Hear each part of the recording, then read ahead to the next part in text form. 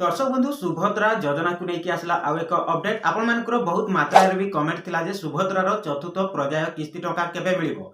आपण माने जदि नुआ एप्लाई करिथिले आपण माने केबे पाइबे आपनकर सुभद्रार प्रथम किस्ती जदि बा पाइबे आपण माने केते टंका पाई परिबे जदि आपण माने नुआ एप्लाई करिथिले देखंतु अपडेट मध्ये आसी जाईछि एई तारिख रे आपनकर सुभद्रार चतुर्थ पर्याय किस्ती टंका मिलिबा को जाउछि। तबे को तारिख रे मिलिबो जदि आपण माने नुआ एप्लाई करिथिले आपण माने केते टंका पाई परिबे चलंतु आजिरो वीडियो रे पूरा डिटेल्स रे जानिबा। तो सेति पई वीडियो को शेष पर्यंत देखिबे पूरा डिटेल्स रे जानि पारिबे। ता सहित चैनल रे जदि नुआ विजिट करचंती वीडियो को लाइक करनेबे चैनल को मध्य सब्सक्राइब करके पाखरे थबा घंटी चिन्ह को भी ऑल रे सिलेक्ट करके रखिबे काहेकि ना आगो को एमटी आपण माने नुआ नुआ अपडेट पाई पारिबे। तो सेति पई वीडियो को लाइक करनियंतु चैनल को मध्य सब्सक्राइब करके रखंतु। तबे दर्शक बंधु आपण मानकर कमेंट थिला जे सुभद्रार चतुर्थ पर्याय किस्ती टंका केबे मिलिबो।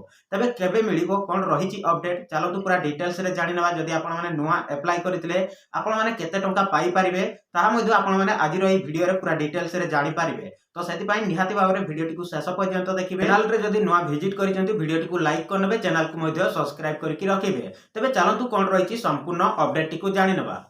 दर्शक बंधु देखंतु आसंता मार्च 8 तारिख रे सुभद्रार नुआ हिताधिकारी को मिलिबो टंका एनै उपमुख्यमंत्री प्रभाती परिडा आज सूचना देइचंती।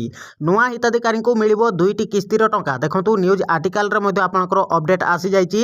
जदि आपण माने नुआ अप्लाई करिसंती तेबे आसंता मार्च 8 तारिख रे अर्थात 2024 रे मार्च 8 तारिख रे आपण माने दुईटी किस्ती रे आपण माने 5,000 10,000 करिकि आपण माने सुभद्रार किस्ती टंका पाई पारिबे जदि आपण माने नुआ अप्लाई करिसंती। किंतु आपण माने एई जरूरी काम गुडा करवा निहाती आवश्यक।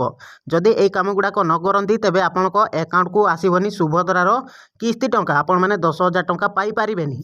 तेबे कोन जरूरी काम करबा को पड़िबो नचेत आपण माने किस्ती टंका पाई पारिबेनी ताहा मध्ये एई वीडियो माध्यम रे पूरा डिटेल्स रे आपण माने जानि पारिबे।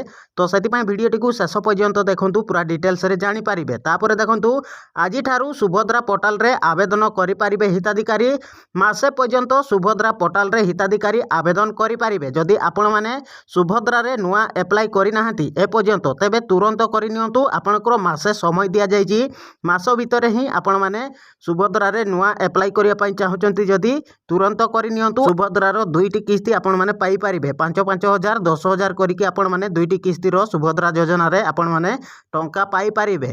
किंतु आपण माने एई जरूरी काम करबा निहाती आवश्यक। जदि आपनकर बैंक अकाउंट आधार कार्ड लिंक करि नाहंती किंबा आपनकर डीबीटी एक्टिव होइनी ताहले आपण माने बैंक अकाउंट को जाइकी आपनकर डीबीटी एक्टिव करि नियंतु नचेत आपनको अकाउंट को आसीबनी सुभद्रार किस्ती टंका आपण माने 10,000 टंका पाई पारिबेनी। तो सेति पई तुरंत आपण माने जदि नुआ अप्लाई करिसंती तेबे आपण माने आपनकर बैंक को जाइकी आपनकर डीबीटी एक्टिव करि नियंतु आपनकर बैंक अकाउंट सहित आधार कार्ड लिंक करि नियंतु। तापर देखंतु तेबे नुआपड़ा रे उपनिर्वाचन पई आदर्श आचरण विधि लागू होइतबारु सेठारे सुभद्रा पोर्टल खोलिबो नाही। सूचना थाउ कि 2025 मार्च 31 तारिख सुधा 21 वर्ष बयस होइतबा महिला माने सरकारको एही योजना रे शामिल हेबा पई आवेदन करि पारिबे बोली उपमुख्यमंत्री सूचना देइचंती।